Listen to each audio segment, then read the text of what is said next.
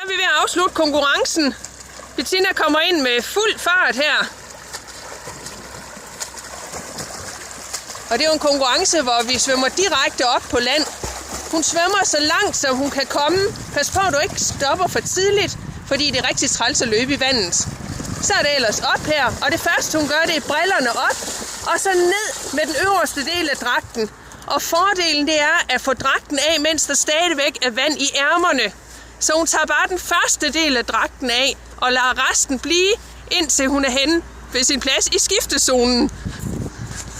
Og så er der skiftezone her, det leger vi i hvert fald. Så tager hun dragten af.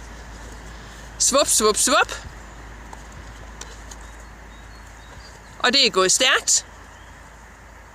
Og så er hun ellers klar til at håndtere de næste ting.